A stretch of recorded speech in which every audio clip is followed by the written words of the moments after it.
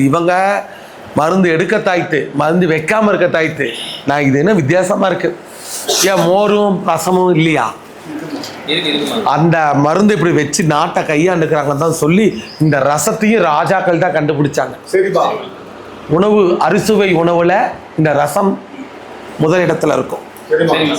ராஜாக்கள் இருக்கிற அரண்மனையில அந்த நாட்டை நம்ம கிட்ட இருந்து கைப்பற்றி வாங்கிக்குவாங்க, இந்த மருந்து வச்சு நம்ம அவங்கள மயக்கமாக்கணும்னு சொல்லி அந்த காலத்தில் ரசத்தை கண்டுபிடிச்சது ராஜாக்கள் தான். அந்த ரசத்தை குடிச்ச வாட்டி அந்த மருந்து வெளியே வந்துடும். நீ மருந்தை கண்டுபிடி, நான் ரசத்தை கண்டுபிடிக்கிறேன், முடிஞ்சு போச்சு. என்னைக்குமே மருந்துன்னு இருந்தா புளிப்பு சேர்த்தனா மருந்து பலிக்காது. குடலுக்கு இடையில மாட்டி நிறைய குப்பைகள் சேர்ற மாதிரி வயிற்றுல எப்படி கொழுப்பு இருக்குதோ அந்த மாதிரி தேவையில்லாத உணவுல மாட்டினாதான் மருந்து வெளியே வராது.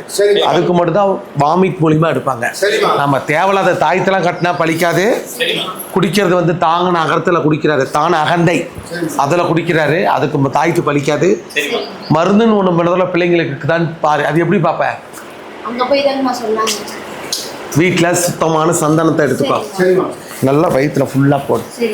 சந்தனம் வந்து எல்லா இடத்துலையும் காய் ட்ரை ஆகும், அந்த இருக்கிற இடத்துல மட்டும் காயவே காயாது, ஈரப்பதத்தில் இருக்கும். ஒன்று இப்படி கையாளலாம்.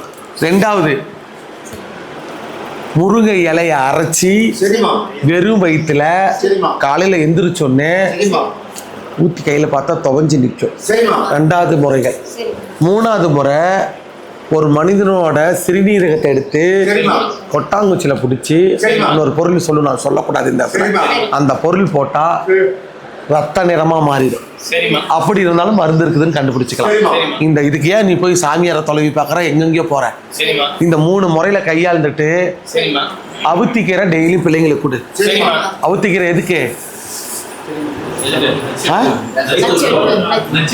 நச்சு தன்மையை வெளியேற்றும், வயிற்றால போகும்.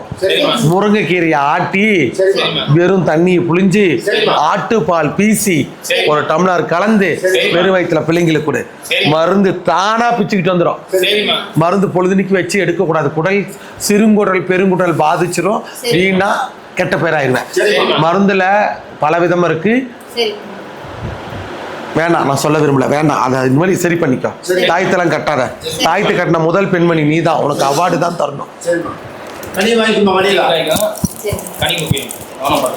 அந்த காலத்துல இந்த காலத்திலேயே வயிறு நம்ப ஒழிச்சா என்ன பண்ணுவாங்க பாட்டிங்க? கை விஷயம்